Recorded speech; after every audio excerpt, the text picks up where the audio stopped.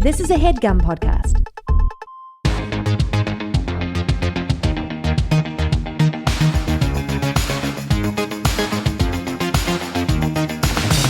Hello, and welcome to Good One. I'm your host, Vulture Senior Editor, Jesse David Fox. Each episode, a comedian comes on to play and discuss one of their jokes, and that's exactly what's about to happen. Our guest this week is Ray Romano. I know, very exciting. Like everyone, I love him. Obviously famous for how he talked about his family in a way that felt fresh when he started out in the late 80s and early 90s, Ray's an absolute master of a sort of conversational tone where it seems like he's just talking, where in fact every bit has been thoroughly polished. This style makes his Netflix special, right here around the corner, feel contemporary in a way that many of the specials of the other comics of his generation don't. This is helped by how it's shot, where instead of taping a set at some ornate theater filled with his fans, Ray taped two 30-minute drop-in sets in New York City. The joke we talk about, a sort of meditation on his youngest son Joe, comes in the back half of the second set. May I suggest when you listen, take into account that the laughs are coming from an audience of mostly childless young people. So, here is Ray Romano. How much can a guy take? Are you going to have more kids, you think? You got the boy, right? Yeah, I had the girl first. My youngest is a boy. I have a 16-year-old boy in the house. Oh, anybody got a teenager? No? You probably do, but you don't have the energy to say anything. I don't know how to describe this kid. I really don't. He brags about things you shouldn't admit to. The other day, he walked through the kitchen, and he looks at us. I haven't showered in 4 days. just likes to hurt us. He really likes to hurt us. And he's big. He's 6'5", my son. Yeah, he doesn't shower. There's a lot going on, man. There's a lot going on. Yeah, he's big. Plays varsity basketball. I'm not bragging. He's not that good. He's not that good. He's not. He'll get better. He played with a kid. He played 1 year with this kid who got drafted yesterday in the NBA, Aaron Holiday. Yeah, he got to play with him. This was cool. The trainer called our house once and said Aaron bit Joe in the forehead. They were going up for a layup.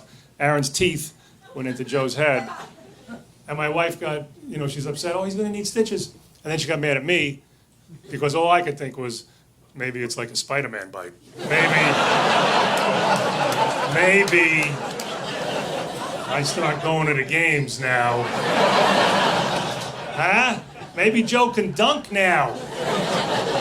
At 6'5". God forbid he jumps 4 inches off the ground and dunks for his father. Make an effort, Joe. And now he drives. Why do we give 16-year-olds licenses? My son doesn't care about anything. He called me the other day, he's like, hey, Dad, I'm in the car. Yeah, I don't know. I guess I'm out of gas right now. What do you mean you don't know, Joe? Are you moving? Is the car moving? I'm not moving. I put my foot on the pedal. I'm not going anywhere. All right, where are you, Joe? And he's very calm now. He's la-di-da. I'm here, I'm on the 101. The 101 is a 5-lane highway. Nothing. So I assume, like anybody would, oh, you're on the side of the road now? No, I'm in the middle lane right now. What do you mean, Joe? Where's the urgency? And I swear to you, this is the exchange, because I'm panicking now. What's the traffic like? Well, behind me it's bad, but it's moving in front of me. I'm gonna kick your ass. I'm gonna kick your ass, Joe, because you need fear. You need fear in your life. And my wife tries to spin it. Whatever he does, she puts the spin on it. Well, he doesn't panic, he's zen. He's a very zen-like boy. Like astronauts. Maybe he'll be an astronaut one day. Oh, you think so? Really? I don't want to burst your bubble, but if he can't interpret the gas gauge on a Mazda, No, he ain't getting in the space shuttle. I'll tell you right now. Give that up. My kid is not an astronaut. Unless an astronaut bites him. If an astronaut bites him, then we got a chance. And we are here with the comedian behind the joke you just heard, Ray Romano. Thank you so much. Oh, they heard it. They already heard it. Oh, okay. Cool. Hey, thank you. I wanted to talk about this joke, but also this time period in which this material was formed. I want to back up even before this joke, before this moment in your life even happened, to this time period. So preparing for this, I heard that after Raymond ended, you're like, oh, I can finally relax, and then you couldn't relax. That Well, I could relax if I wanted to medicate myself. Yeah. You mean I couldn't sit still? Yeah. Yeah. And then in many ways, Men of a Certain Age came out of that sort of anxiety. And then, so this material and this joke came in a time period after Men of a Certain Age. Oh, and yeah. So, Yeah. Considering that where stand-up is now definitely like the primary thing you were working on, what did you want from your stand-up in this time period? What did you want out of your stand-up? I don't know if I approach my writing like that, I mean, look, nowadays it seems what gets attention is when you speak about maybe some social issue or something, social commentary or whatever. You can't, but you can only do what you can do. Yeah. And I write about my life and my observations. So I've never purposely said, okay, I need to write about this. I need to write about that. Most of it, I would say 90% of it comes from something that happens. I experience it. It's funny. And I wonder, how can I shape that into a bit? Yeah. So the only thing I wanted from my stand-up was new stuff. Yeah. Well, what did it mean to have it be your primary outlet again? I mean, but let me just Yeah. say that my taste may change, my style may change. Yeah. The stuff I wrote about, not the stuff I wrote about, but the way I wrote about it in the beginning of my stand-up is different than now. I was very squeamish when I watched some of my early stuff, Before we talk about even just developing it, I want to talk about the time where it happened. As you mentioned, this just happened to you and your son. He actually did this. Comedians, especially you're pulling from your life. You as you live, you are working in a way. You're observing. Can you walk me through the moment of this is actually happening, this call's happening, and you realizing this is also material? Yeah. Well, I was at my office when it happened. I think it was my wife who called me and said, Joe's on the 101. And I'm like, what do you mean? And he goes, he's stuck in the middle of the 101. He's out of gas. And he, I don't know how long he had his license for. Probably about a year. He might have been 17, I guess. And what do you mean? He ran out of gas. Cursors were exchanged. And then she said, I don't know. Call him. I was like, I had so many questions. Well, what's happening now? She goes, we call him. So I call him up, and normally somebody would have you. Normally you could tell the difference between a call, saying, "Hey, what do you want for lunch?" to a call saying, "What are you doing in the middle of the one?" The reaction from that person, you would something in his urgency, in his voice, anything. Nope, just yeah, Dad. And of course, now I'm worried. He's in the middle of the 101, and that exact exchange, word for word, happened. What's the traffic like? And his response, behind me it's bad, but it's moving in front of me. Yeah.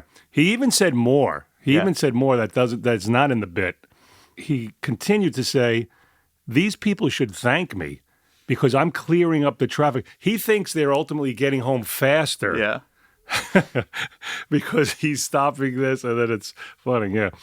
And then I hung up, and I called up, I think I called Highway Patrol or something, because he didn't know what, he's standing there, whatever, and I didn't know, do I have to go get him, this? So I called up Highway Patrol, and Highway Patrol said you have to call 911. They said if someone is on the highway, actually, not on the side, you got to call 911. I'm like, really? And then, so I dialed 911. I'm like, And it didn't follow through. I wish it would have because the bit would have been longer. Yeah. Because as soon as I dialed 911, I dialed on my office phone. My cell phone rang, and it was Joe saying, so they have a tow truck service, maintenance truck that just comes by, patrols the area. And he came, and he pulled behind him, and Joe told me he came out, and he said, "What's happening?" And he goes, "I'm out of gas." And the guy kind of laughed and went back to the truck, and got a can of gas, boom, boom, and he made it home. Now that the crisis has ended, when do you start thinking like, oh, this is material? Well, I knew immediately that line was I didn't want to let him know it, but it was hysterical. The fact that he said that line. So I immediately, I would, anytime he says weird stuff, I'd text it. He said, this is in my act also. He said, My friend the other day said to me, "Hey, my son told me that Joe is an ordained minister now." Like, well, what? I guess online for like $5 or whatever.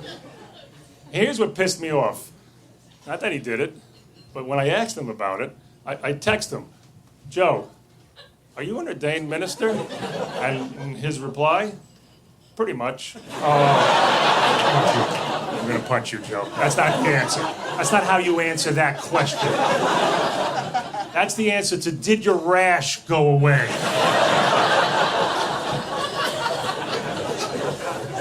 Pretty much I'm an ordained minister. that is a line that I have to somehow get in my act, So, yes, I elaborate a little. I kind of make it that he called me, and I make up that tone of voice that he has. Yeah, man, this slacker kind of tone of voice. That's not what exactly how it went down. Where are you doing this part of it? Like, once you text that it's funny, is this the thing you'll do before? Oh, no, well, that's the next time. So I go to Hermosa Beach Comedy and Magic Club when I'm here home, and I want to work something out. If I haven't been on stage in a while, and I'm going to go work at Vegas or somewhere or do a charity gig or something, and I haven't been on stage in a while, and I want to get the rust off, I go to the Hermosa Beach Comedy and Magic Club. I must have had a night where I told him I was coming in, and what I like to do is kind of write down the bullet points. Like, I have to get to that line. I know, okay, I want to get to that line. I want to say he ran out of gas. Or I want to figure out an ending to it. And then I do it in the car on the way to the Hermosa Beach Comedy Magic Club out loud. I mean, that's just now. Before I would do it in, in my house and in the mirror or whatever. And I usually go with a buddy of mine who's another comic, and he drives. We meet. It's about a 40-minute drive. He drives, and I take my paper out, and in the car, I just blurt it out, and I just keep saying it till something clicks, and he'll give me some comments. Yeah. And so on the way to the Hermosa Beach Comedy Club, I'm trying to figure out a beginning to it, and my son just got a license, and this kid shouldn't drive, and just in the car on that ride, I came up with the part about my wife saying maybe he'll become, which is totally fabricated. Yeah. That is not true at all. Is it based on no, because does your wife have that perspective? No, my wife has the opposite of Got that. it. My wife's harder on them than I am. Sure. I'm the guy who stayed home till he was 29. Yeah. So I'm the guy who tells her, I lived home till I was 29, and she's like, don't stop saying that in front of them. And I make her sound a little like Edith Bunkery. Well, he's Zen. Maybe he'll be an astronaut. And that's, I took a little liberty with that. And astronauts, what you thought of in the car? Yes, I mean, I got lucky there because I just thought of that, and then a couple minutes, and then I said it again. Like I run through it again in the car, and then the tag came to it. If he can't interpret the gas gauge, and then I had to think of what's the sound, and Mazda has the Z sound. I tried a different number of cars in there. Do you think did you have Mazda the first night? Do you think? I think I did, and he doesn't drive a Mazda. I don't know what he drives, but it wasn't funny. It didn't fit. Yeah. It was surprisingly intact the first time I did it. In other words, sometimes, I'll do it and I'll keep doing it, and then I'll get another line. A lot of it was there the first time. It was one of those weird bits that just kind of fit real well. I'm trying to think if anything came later. Oh, well, then the tag for if he bites her. Yeah. Well, that came later because then it was all a matter of Because did you a already callback. have the basketball part? Yes, I think the basketball part was already there.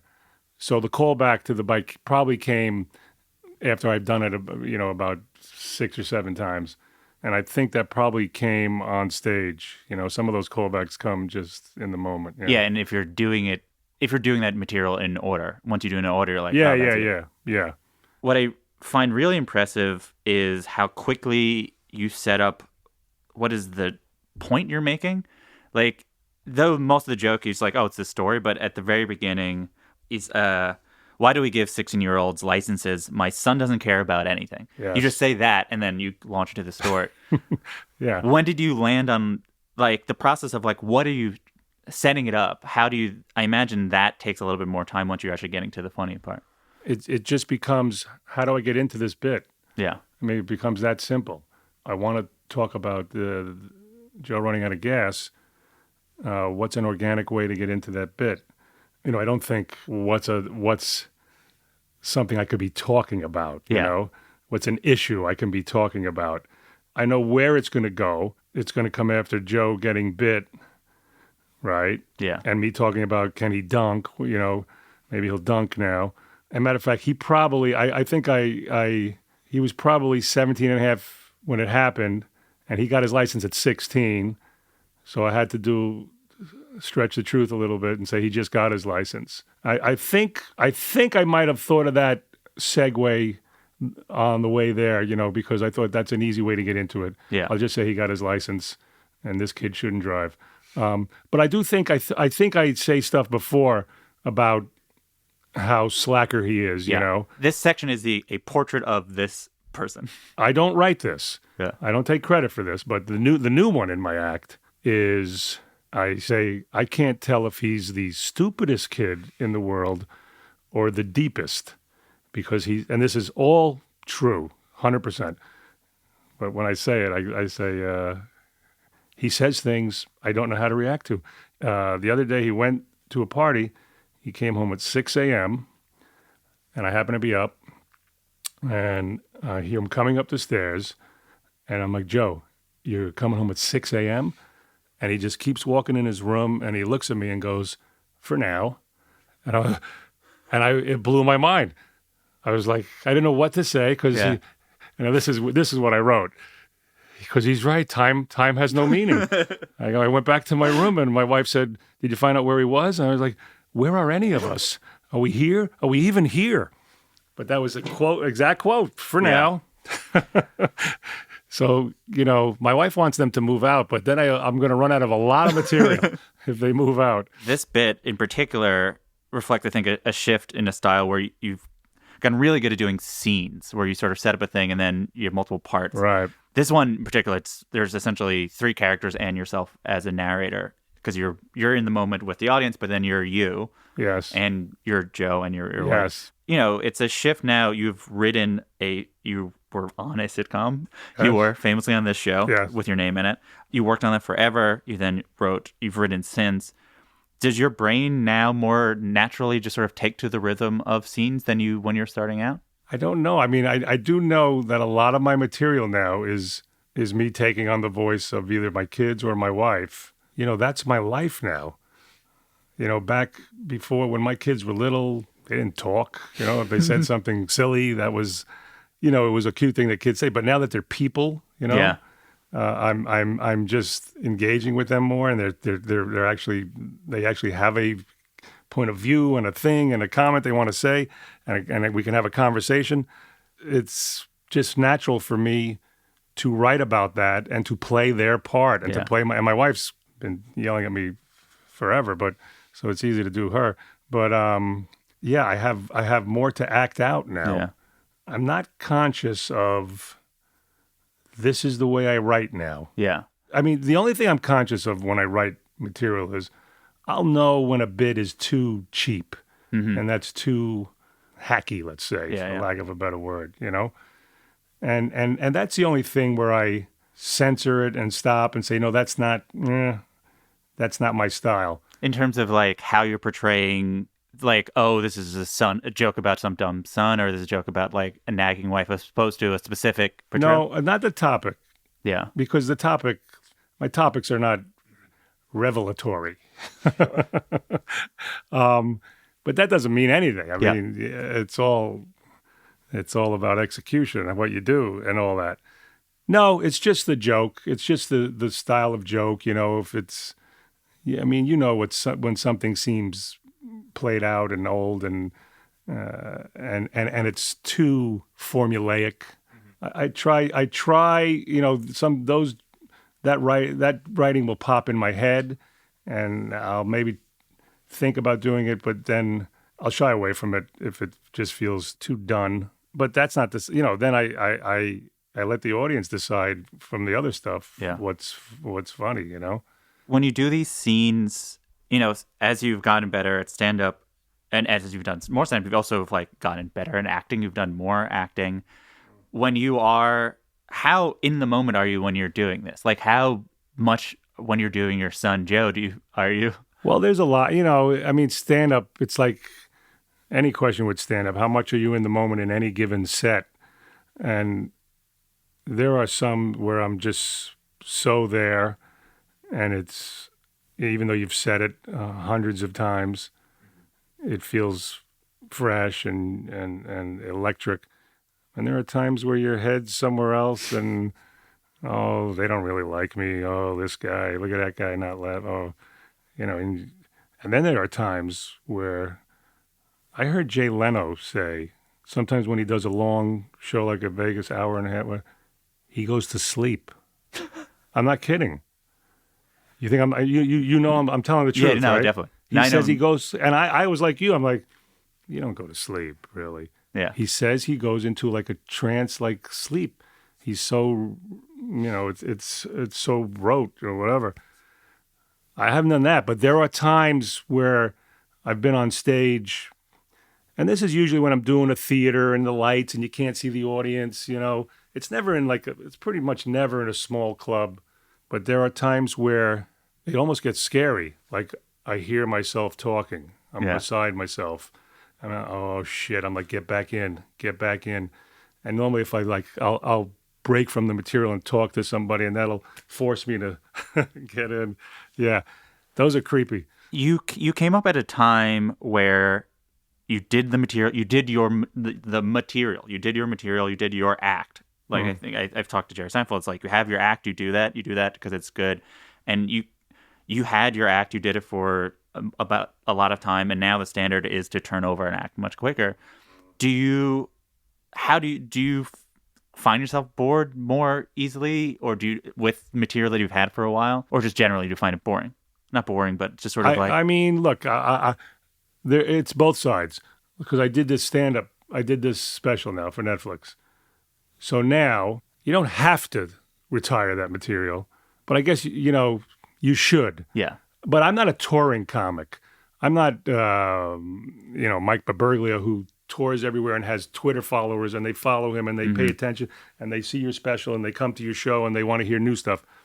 I work, Vegas 7-8 times a year. I do charities, and when I go to New York, I always go to the Comedy Cellar. So I always keep it going, but I'm not like that where I have fans that just follow me and know my stand-up. So I don't think I necessarily have to, but I think subconsciously I won't feel right on stage thinking if that guy saw my special, he's going to know this joke. He's going to know.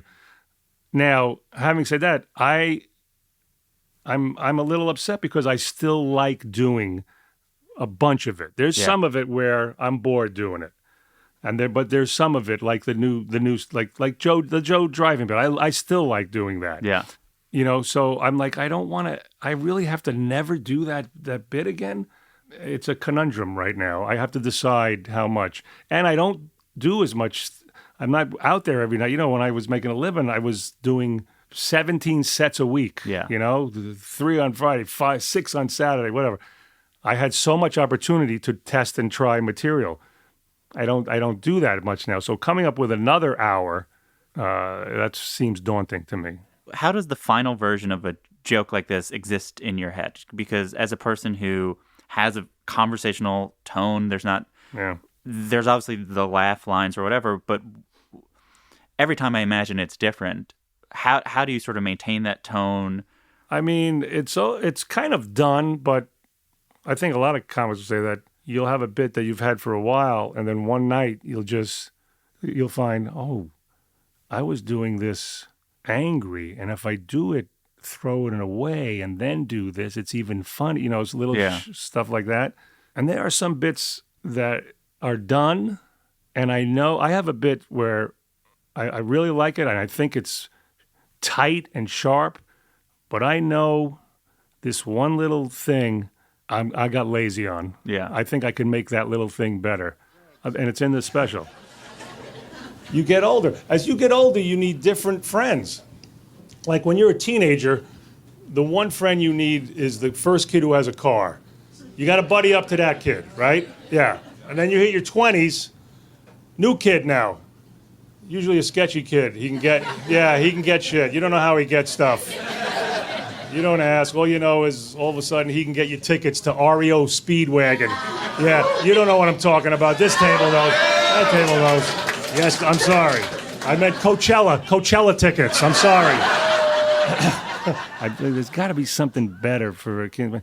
I never got it, but the rest of it came, so I just started doing the bit, and then I just didn't go back and fix that part. But so for something like this that's so performance heavy, like essentially it's like what will change is how you react the first time when Joe says, "Oh, I'm in the middle," and yes. what will change the second time is like how you're pacing out your anger. Yes. And what is that changing every night? And what in the beginning? I think in the beginning, yeah, it's changing the tone of the bit.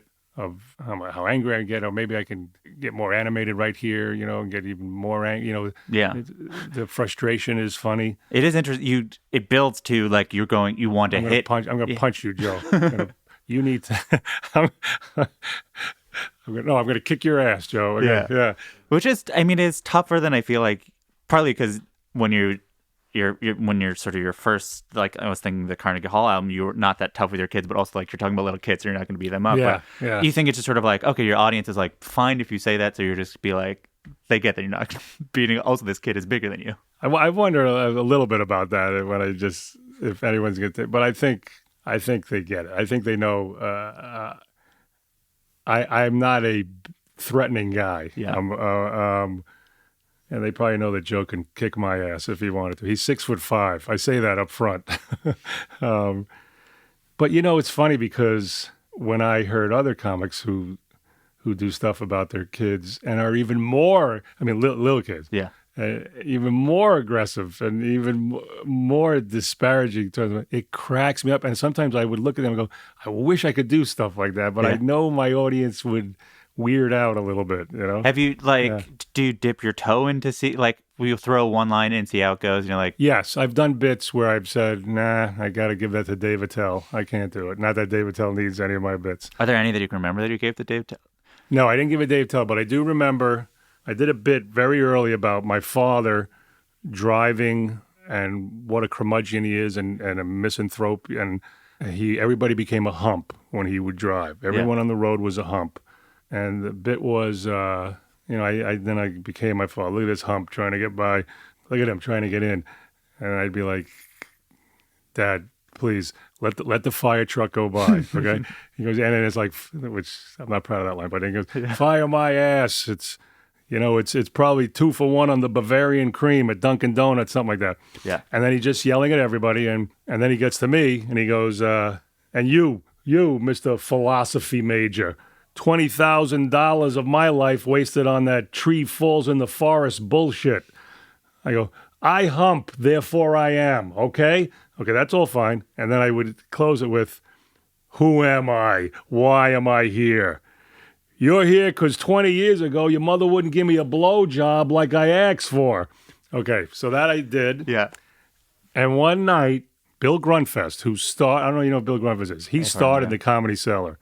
He's the one who went into the club and said, I would like to start stand-up down in the basement. They used to have Israeli folk music down there. Anyway, he came up to me and he goes, Ray, we were good friends, and he really liked me. And he goes, I got to tell you, there's one line where you're like, the audience just pulls back. You just pull back and you lose them for a second. You get them back. He goes, but it's every time I see that line, I can tell the audience is just not with you on that, And I thought about it and I listened a couple times and then I took it out of my act.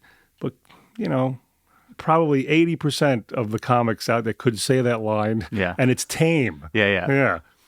So there are times where I kind of wish I could get away with more because I got a lot in there.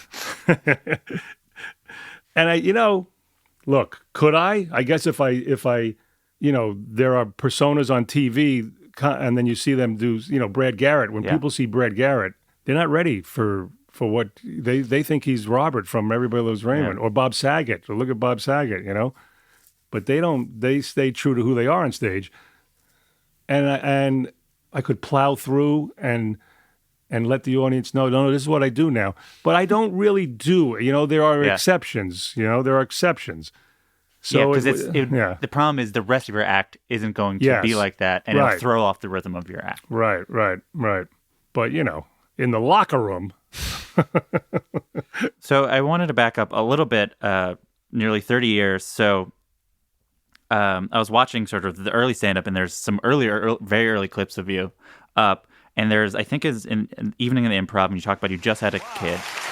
I'll tell you, the hardest thing to do now is to try to sit down and write jokes because all I do is try to make them laugh all day. That's what happens when you're a parent. You're a comedian for them. I can make them laugh. I can make an infant laugh in a second. I tell you, I'm losing my perspective on adult humor. I wrote one new joke since my twins were born. Here, is this funny? What do you think it is? Hi. Hi, everybody. All right. Thank God. I'm glad you laughed. If you didn't laugh at that, I would have had to come and rub my nose in your bellies. Yeah. Oh. Then forget it. The show runs late. Yeah. Where is it from? Evening at the Improv? Evening at the Improv is the first time I saw it. That was my first joke on my Letterman spot. Yeah. Did it feel like a breakthrough for you? Like, you had been doing comedy at that point for a while, but like having a kid in that joke, did it feel like the audience responded in a different way? Was there something about you like, there's something? Like there's another line where I say, when my twins were born, after my twins were born, so now I had a 2-year-old girl and then twin boys. And we were living in Queens in a little tiny house. And when I did the line, I said, I have a 3-year-old girl and twin 1-year-olds. Yeah, and the audience usually go, oh, yeah. So I don't really care if you laugh or not. I'm just happy to be out of the house right now, right? So I do that, and I think that was what kind of introduced me to this line of, being a parent is great, but holy shit, and how trying it is and how tired you are. And then I would do bits about wanting to get out of the house, and and this is the thing I was talking about with the other comics when they go even harder about how hard it is to have kids and how much they piss you off, and there's that. The connection, the people laughing, and they almost feel guilty laughing at it, but they know deep down, yes, that's how I feel. You love them, but oh my God, I want to get away from them sometimes, I think that set me off a little onto a nice, hook there. Not a hook, but a direction. Yeah, my direction, yeah. First it was being married and talking about that, but I think the harried parent kind of got to another level for me. Does your family or has your family felt like a muse? I always run it by them a little, Hey man, I don't know if it's going to be different now that they're people. Yeah. But I feel there's a line, I think, in Men of a Certain Age, a character says so you're their parent the entire time, or it's like you're their parent for forever. And you're like, yeah, that's kind of the deal. Yeah. So, yeah. and I think that's what's interesting. It's like, oh, you had jokes about them as 2-year-olds, and now you have jokes about them as 29-year-olds. Yes. They're not 29 yet. Yeah. Oh, you will have jokes Yeah. by the time the next special comes out. Yeah. I mean, my wife definitely feels like she's the source of so much, If my wife left me, I'm on that side of the microphone. Yeah. I don't have, what do I have? I still have a lot of money because half of all my money is still a lot of money. Yeah. But I have no act. You mentioned you run things by your kids. I think what's interesting, the difference between your wife and your kids is that your wife was a person before she met you, and then she became part of your act, and you've talked about it. But your kids, have you talked about how they live and that anything they can do is part of sort of the family business in some way? What do you mean? I'm not sure. Well, like their entire life, they know what they do could be part of your act. Like that's like, it's just natural to them. Where like your wife knows that's not how life is, Oh, I see. I think in the beginning, though, the stand-up they weren't as conscious of the stand-up as they were of the TV show. Yeah. It's a weird way to come up. Yeah. And it wasn't easy for them. I don't want to get serious here, but when my show ended, when Raymond ended, I told you see that I took it. Yeah. My kids took it even harder than me because that was their world. Mm-hmm. That was Dad's universe. That was, they were 2. The twins were, they were 4 when it started, or 3, and they were 12 when it ended. So they didn't know anything else except and they would come to the show and this and that. So when that ended, there was a lot of anxiety for them and trying to figure out. Yeah, it was rough. My wife and everybody else is so far not in the business that I think and I hope that they're pretty grounded. I'm the only one that this has happened to. Everything else is everyday life for them, but I feel guilty. In interviews, you've joked that if your dad hugged you once, you would be an accountant. Yeah. About how sort of he wasn't demonstrative. And I've heard you talk about how when you have characters in movies, you'll write backstories and often you'll put in something about. Yeah, I do the dad too much. But other than sort of that joke, you said that you didn't even keep in your act. Your dad does not is not a big feature in your material. Just very early. The hump it. Yeah. Do you feel like, that said, you have a lot of material about being a father? Like, do you feel like doing materials about being a father is a way you can sort of address it a little bit in your act? Or does it even feel that way personally on sort of a cathartic level? I never thought about it like that. Yeah, I don't think if my father was a stand-up, I don't think there'd be a lot of material about us. Unless it's how he never said, I love you.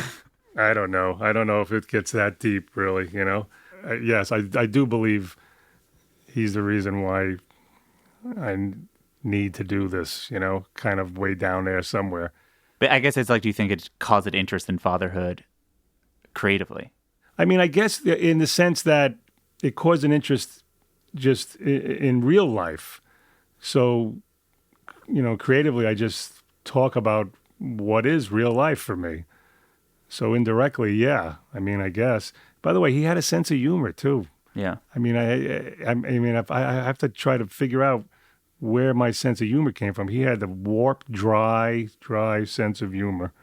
And when we were old enough to not kind of be scared of him, then it was funny. Yeah. Otherwise, it was, oh, that's funny, Dad. No, don't take the belt off. Oh, this is taking a turn, this conversation. So the part of the special that's really unique is instead of sort of renting a theater or arena or whatever and doing in front of 3,000 people, you do it as a drop-in at the Comedy Cellar and then the Village Underground, which is around the corner, where you're Ray Romano. A lot of people will have known you. Not that many people. Some of those people might not have seen your stand-up before, but they'll know you. And there's the Jerry Seinfeld idea that you get 10 free minutes. Yeah. I think some people say 3 minutes. What I don't think it's 10. So I guess, what does it mean for you for this joke to be told in front of an audience where it seems like literally none of them have a teenage kid and works? You think that's true? It was fairly young, right? Yeah. I mean, especially the Village Underground, I feel it's... Yeah, it's not the youngest crowd. I made sure it was the early show. Yes. But they've all been teenagers. Yes. And I think it's fun. I don't think you have to have a teenager to know that that's funny. You have to have a teenager to experience it from that point of view of how frustrating it is. Yeah. Yeah. But it works. Like, it's the biggest laugh, I think, one of the biggest laughs of the special. Yeah. Well, because that's, even if an adult said that, it's freaking moronic. Sorry, Joe. It's funny no matter who said it, but it does add to it to be the parent of that person. Yeah. Yes. And that's always my concern is will they identify with that, the parent stuff? But I think it stands. I think it's funny on its own, even if you're not a parent. I mean, I think you can. I mean, I guess what I'm trying to ask is, you've talked about. I was rewatching the 95 Miles to Go, Mm-hmm. and there's a part where sort of feelings that a lot of creative people have of being insecure about certain things or feeling like a fraud. And I think what I'm trying to ask about is the sort of the experience that happens a lot when you're younger, which is convincing an audience that you're this funny person. Yeah. That is hard to do now. I guess it's sort of... I miss that. That's what I miss. What is the feeling that you get out of it? And what do you do? And you feel like you get it in the special a little bit. It sounds stupid to say you missed this, because this was the hard part. The hard part was going up in front of everybody's a stranger. Nobody has ever seen you. They paid their cover. Here it is. They're not doing this on purpose, but it's make me laugh. Make me laugh. I don't know who you are. I'm going to find out your persona now as you start speaking. When I see you, when you walk up, and you have to win them over. That can never happen again. And this sounds a little pompous, like everyone's going to know. There's going to be people who maybe have not seen me do stand-up, maybe have not seen me do the TV show, but not everybody in that audience. There's going to be enough in that audience that you are going to get what Seinfeld says. But, yeah, as I'm getting older now, people who maybe have heard of me or have seen me peripherally somewhere, but they don't know. They're not fans of mine. Yeah. And that kind of was part of the reason I wanted to do it unannounced in the club. You had been noticing that there'd been a little bit less recognition. I want to say yes, but when I go up when I pop into the Cellar, when I go to New York and I just pop in unannounced, like anybody, like Amy Schumer does, like Chris Rock. Yeah, right. There's a significant difference in the cheers when you go up. Yeah, that's still there. But I still don't. First of all, in that club alone, there's a lot of out-of-towners, a lot of people from Europe, a lot of people everywhere. Yeah, so they're not familiar with you. Yeah.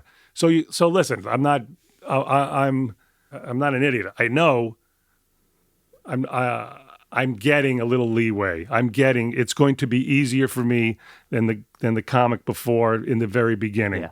Yes, but there's still an energy to it of people who have never seen me. They know, hey, well, but he's somebody, yeah, and just kind of winning them over, proving to them that you can do this. Yeah, it's interesting because it's like before you're talking about how you'd have that opening line of like, oh, I have these kids and I'm just happy to get out of the house, and and immediately in that audience goes, I know the next 15 minutes I'm comfortable. Yes. Where now in both sets you immediately try to be like, you're not going to like this. Yeah.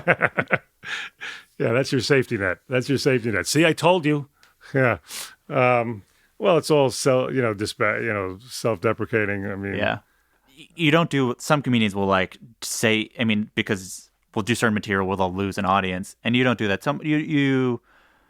There's certain things you do to sort of lower the energy so you can start fresh. Sometimes, to me, the most important thing, like if I'm doing a corporate gig or something like that, is what is the segue to the first laugh? You know, what is it that's going to feel natural? Like, so even if it doesn't get a laugh, it doesn't knock you back a few steps. Yeah, that's the most important thing, and have it feel like you're just extemporaneously, like you're just saying it now. And one of those things is, now I have to stop doing this. Because when I go on at the Cellar, it's that big cheer, and let me tell you, we're both going to be disappointed. So it feels improv-y and on the spot. and it gets the laugh. I'm going to stop doing that. The new one is with the Cellar. It's like this is where it all started. It all started to get cheer. But in the special I do one that I don't do. I wish I had done was I go, you weren't born yet. There you go. You were not born. This whole front row wasn't born. You were around. I find a guy who was a little bit older. Yeah. Instead, I did that other line about you weren't in the country yet. You were on the no-fly list, which I wish I kind of didn't do. You have a saying or a thing that you've said that I like so much, which is no matter what, in 100 years, all new people. Yeah, but I got to be honest. I didn't make that up. I didn't make that. That was in Men of a Certain Age. Oh, so someone else. Oh, interesting. So I've seen that quote, and I've repeated it. I don't claim to make it up. Oh, right? so it's a line from Men of a Certain Age that I guess that I associate with you, and you've said. Can you think about people in 100 years watching this special, and what do you hope they can get out of it? I've thought about that. I've thought about what kind of comedy holds up.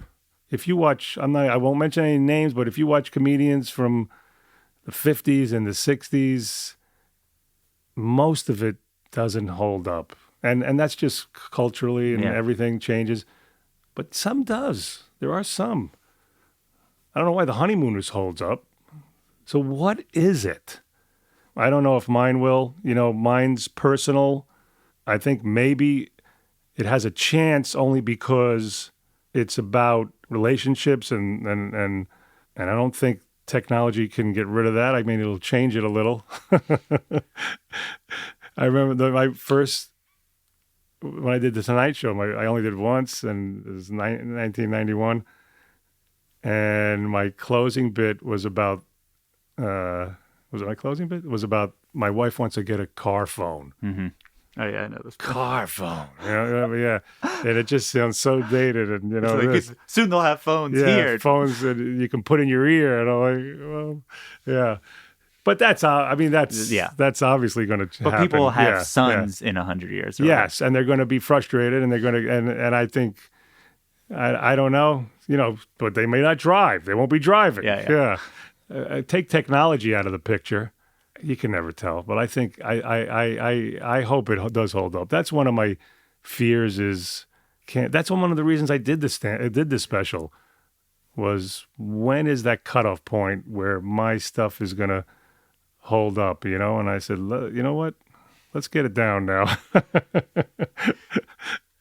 I think I'm rounding third on that one.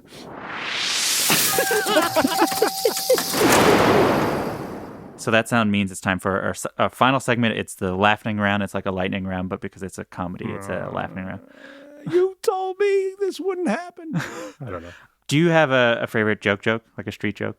When David Spade and I do Vegas, we co-headline and we close with a joke. We come back and do Q&A. And he has one that kills. He can't. We laugh about it. I go, you can't kill that joke. You mumble it, you say it wrong, and it kills every time. And then I have one that I have to follow him, and it's a little long though. Mr. Greenberg wakes up in the emergency room, and the doctor says, "Mr. Greenberg, you had a car accident. You're fine.